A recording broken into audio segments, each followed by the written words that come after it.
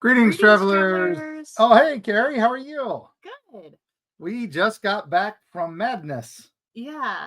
Well, more like a couple days ago, but we needed a lot of recovery after this one. Yeah, we did our annual Mothman trip. Oh my goodness. Yeah, it was pretty brutal this time. We and it didn't help that I got a little sick right beforehand, so that's why we've been a little behind on our Tuesday episodes. My apologies, gang. We may miss Tuesdays here and there, but we are always on Fridays. I don't think we've ever missed a Friday episode. So, and I don't intend to anytime soon. But these Tuesdays are always a bonus. As my health holds up, we'll do it. If my health falls again, it's just going to be weeks we don't do them, gang. I apologize in advance. So, well, we had a lot to do to get ready to go, and we were gone for nearly 2 weeks, not quite, and it was longer than we wanted it to be, but that'll be a whole part of the story later. Yeah, we were supposed to do 10 days and wound up doing 12. So, these things happen. So, we will explain.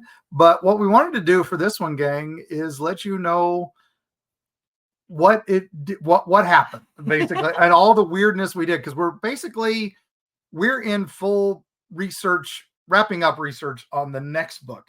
Dark Side of the Smokies just came out, so it's done. We're promoting that, and then we've got the next book, which is Dark Heart of Appalachia, which we were just in the Dark Heart of Appalachia. So we took advantage of our time up there for Mothman to go a little early, planned on staying an extra day, and actually driving the trail.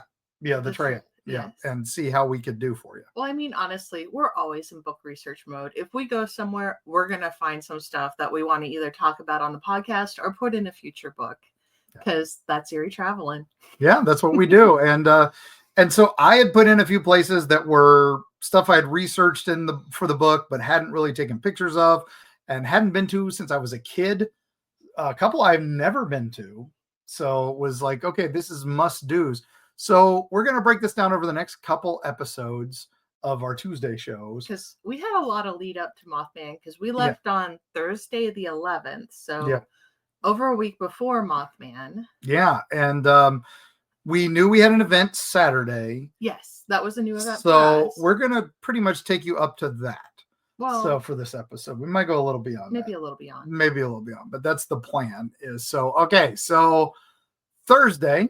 I'm flipping through my Google Photos so I can remember what happened each day, because it was a lot. That was a lot. Well, Thursday we were driving up, and I had a couple spots on the way up from North Carolina up to our, the old Bench-Leg headquarters that we call it, because it's the family land where our creature, the Bench-Leg, lives. And we are in the shadow of the Bench-Leg tree just up the hill from us. So, of course, we had to go. And on the way, I'm like, oh, let's stop at a couple places. Now, one of the places Erica and I had discovered on our last trip up there when we for the Grafton Festival was the Woodburger Bar and Grill. Yes, so that was Eats. That was in Erica's Eats. And we discovered that in Norton, Virginia, which is pretty much going to be the south portion of our new book. And I saw they had a second one in Pikeville, Kentucky, which is right on the road too. So Erica and I had already done the one in Norton. So I'm like, well, we got to hit the one in Pikeville. And Pikeville has a couple interesting places in it that I wanted to visit. Now, we'd been Pikeville last year where we did all the Hatfields and McCoy stuff. Mm-hmm. But there was we went down a Hatfield and McCoy rabbit hole. Gunshots included. Yeah, gunshots included. Yeah, bullets still in the tree. Bullets still in the tree and all that. You'll read about that in the new book, gang. Yep. Not to spoil too much, but there will be some spoilers here. That's okay. But not as in if depth you're like me, as they'll be in the you're book. not going to remember by then. It'll be good. That's true. Anyway, so we found the Woodburger Grill. As we were driving up, we saw that they were doing the Woodburger Festival in Norton. So that was this last weekend. We didn't get to go to it, but our buddy Mike Familiant in the Shadow of Red Eye, he was there, and he was one of the guest speakers. So that's good. And our other good buddy, Charlie Redmond, was there, and he's a big guy with BFRO.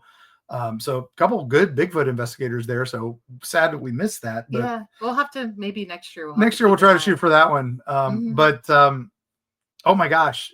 So we got to Pikeville. We went to the restaurant. It was cute.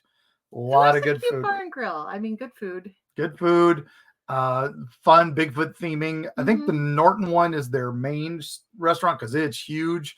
This one was kind of a bit smaller, but still great place right off Route 23, Country Music Highway, which we follow a lot for our book and our trips. We're very familiar with Route 23. Oh, yes. And but then in Pikeville, I wanted to go check out an urban legend place that was up on a hill. And so this is by a college, right? Right next to the college there. Yep. And there's a graveyard up on the hill. And up in that graveyard is, oh my gosh, it's just this amazing statue of a lady and her baby. And we had a little bit of trouble finding a road that actually went to it because they've put in a housing complex and stuff since I've been there. I hadn't been there since the 70s. So yeah, it's been a while. It's also very, very steep. So it's not like you can just park somewhere and like walk over to it. No, it's kind of complicated. Definitely out of the way, but right next to the college. And actually we found out for the book, we'll describe, you can park right in the little college parking lot, walk right up to it. Why we go and figure it out. That's how we figure these things out, because Google ain't going to take you there, buddy.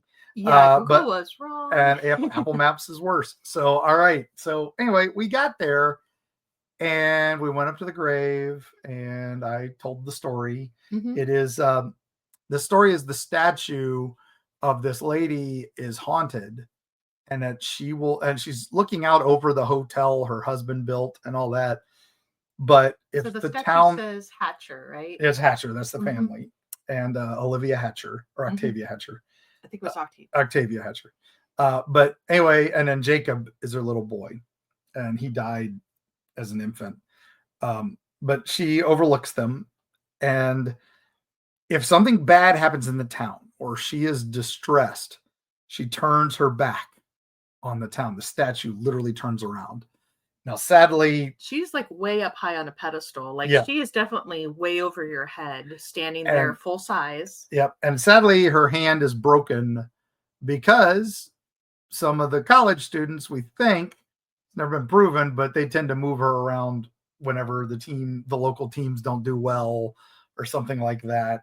And she fell over once and damaged her child's statue as well as her own and broke her arm. So pretty much just don't move statues, gang. They're memorials. Come on. But of course that added to the urban legend. Oh, she gets up and moves around and stuff. But anyway, it is a very cool statue. It is. So then we went from there to our home base, and there we had a surprise visitor in the home base. We had a few surprise visitors, some millipedes that had decided that this was a nice dry place for them. And under the stove, a little surprise friend. Well, he was kind of big. He was a black snake. And thankfully we had the right person at the right place at the right time. Hi. Kari had, what do you have in your purse? I had a portable snake hook that basically telescopes out to be relatively full size. So I was like, yes, I will employ this. So our friend. So every one of you out there, we're going to put the link in the show notes to buy a portable snake hook.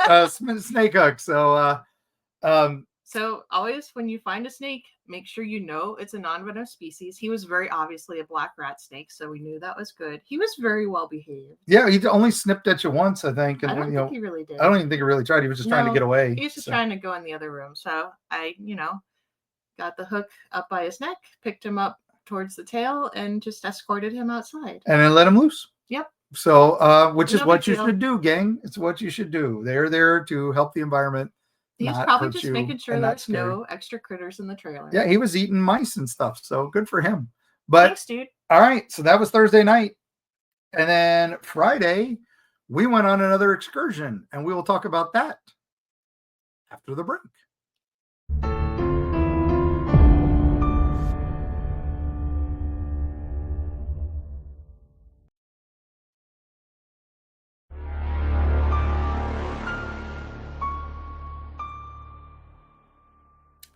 We're back. So Friday, we wanted to see a haunted house that we had never been able to go to because we're always too busy in haunt season to make it to some of these fringe haunted houses on the edge of our operational range. But we had heard for years about a place, and I'd been there 12 years ago, and this was their 25th anniversary year. So I wanted to see how much they'd grown and how big they'd gotten. And that's in Cincinnati's own Dent Schoolhouse.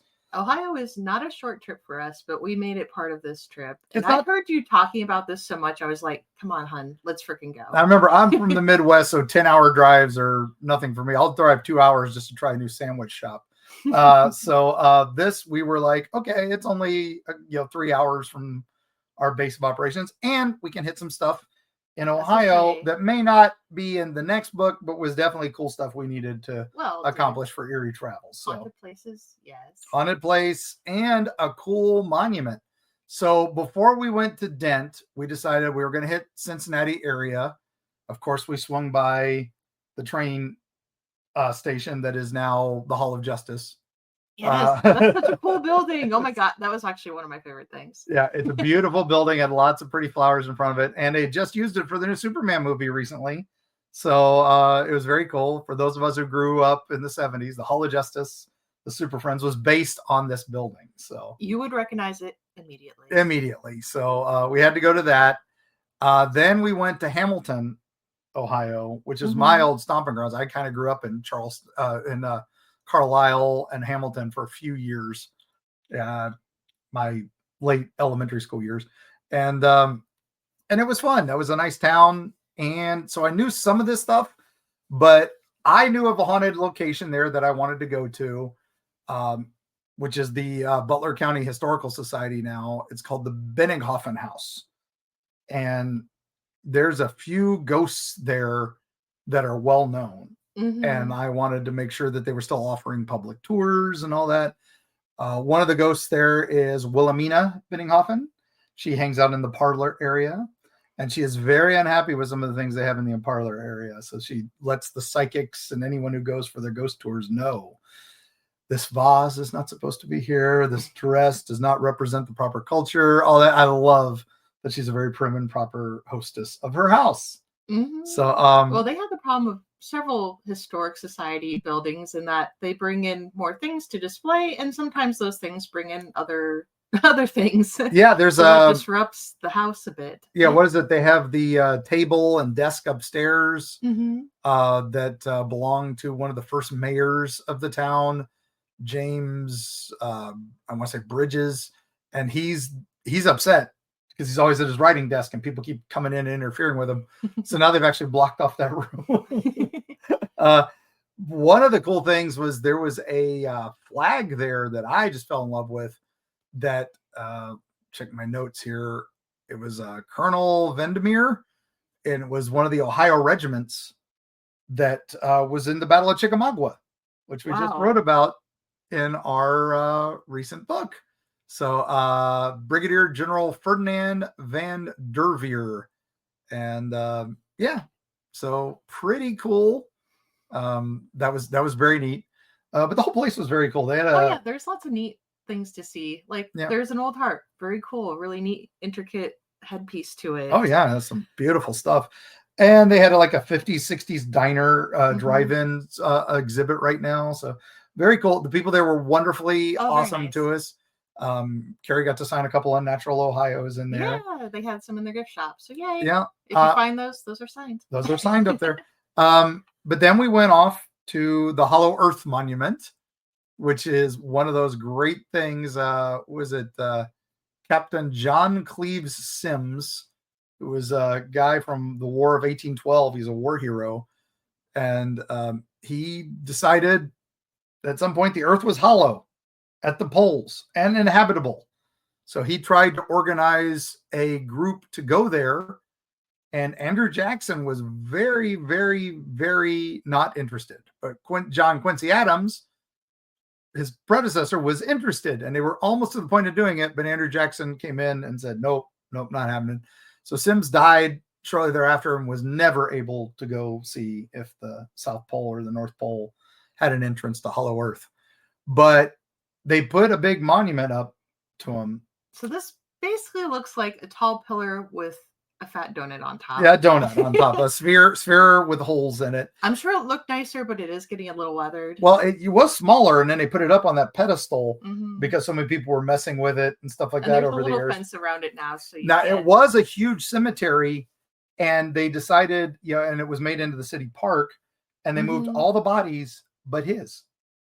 And that way, so he's actually under there. He's actually under there. He's the only body left there because it's basically a big open grassy area, and then this monument, and like way off to the side is a playground. Yeah, exactly. So a playground where you sat on a little dragon and watched a train go by. But now we know about this Hollow Earth theory because this theory was used by our boy Cyrus Teed down in Estero. And that was the Crescians, right? The Crescians, yes. The Crescian Estero State Historical Park is dedicated to these guys. So down in Florida, in our book, Freaky Florida, we talk about them. And it's pretty cool. The Bathtub Messiah, yeah. So we'll talk about him on another episode at some point, a full episode. It's funny, we keep running into these stories. Yeah, they all connect. They all connect. It's pretty cool. But Hollow Earth Monument, very cool. Sometimes you'll find offerings there. Apparently people like to leave donuts. Like into donuts there because it looks like a donut marker. But there was an Eats we stopped at before the haunt. Oh, the Schoolhouse. Yeah, the Schoolhouse. It's I don't remember what town it's in. Before the Schoolhouse. It's called the Schoolhouse, and it's in Indian Hill, Ohio. Indian Hill, Ohio. That's right. And it is in an old haunted schoolhouse. There are ghosts there. What was it? The Camp Dennison School? Camp Dennison School, which was a military camp and the Civil War. And it's a beautiful, like you're sitting in the main schoolroom and they bring out piles of food for you. Oh my God. Home cooking. Oh my God. Yeah. The fried chicken was as big as, I don't know what chicken that was, but I think he was half dinosaur. You are a bit of a fried chicken connoisseur. I am a fried chicken connoisseur, so I had to do that. The menu is written on the chalkboards on the wall. I guess this place was featured on a Diners, Drive-Ins, and Dives, so we're gonna have to look up that episode because I'm a huge Guy Fieri nerd. Definitely bring your friends because they are gonna feed you. Yeah, and they do have a meeting room upstairs, which is where the ghosts are sometimes seen. There's 2 little kid ghosts seen in that room we were in, the main dining room. They were all very talkative of the ghosts, and one of the girls there had a picture. Of a thing a lady in the window looking out at her when nobody else was in the school. So it was super creepy. I got a picture of her picture. Yes. So that was kind of cool. They had a little gift shop out back that was kind of an old country store, and they're supposed to be. Yeah, there were goats. Full of goats. Kari got to play with goats, not ghosts. Goats. Yes. So totes my goats, and they were very fun. But then we had to do the pièce de résistance. We went to the Dent School. Oh my goodness. Yeah.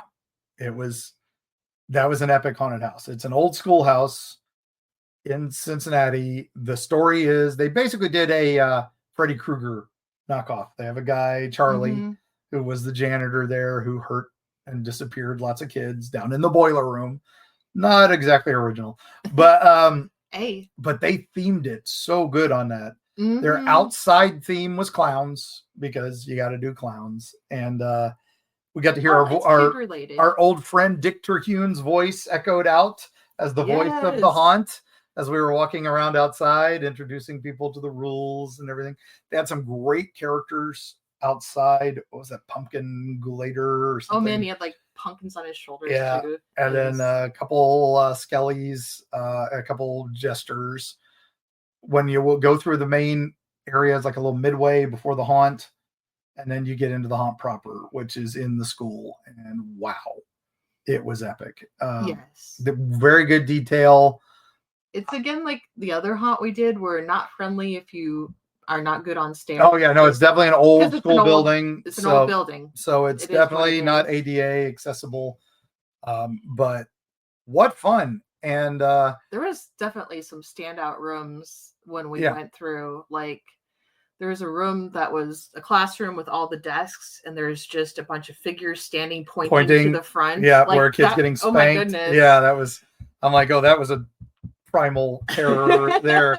The kids, the characters, the actors were all pretty darn good. There was some wire work done. There was one room where you walked in, it was like a padded room, and it was literally the classic Exorcist, a girl climbing up the walls and walking around the roof. I was like, that's a cool effect. That was very well done. Library room. I mean, well, yeah, I was happy there. Yes. I could just stay in that room, but and they were shouting library things at me, and I was like, hey, I just need to check the Dewey Decimal System. She said the library was closed. I wanted to stay. That was the worst scare. The library's closed. But anyway, definitely worth the wait. Definitely worth a lot of fun. I'm glad we made it. 25th anniversary. Not as big as some haunts we've been, and not as it's not as big as the biggest, but it is worth your trip. If you are anywhere in Ohio, Kentucky, even Michigan, I'd say, if you're coming down from Erebus up in Michigan, this is a good one to make your destination. So very, very, very cool. Could not say enough about it. But I think, gang, we're going to save the next day for the next episode, because we're going to stretch this out a little bit, because we're already over 20 minutes. So, well, we'll see you later then. Yep. And we will see you all on the other side. You got it. Sorry, I jumped in.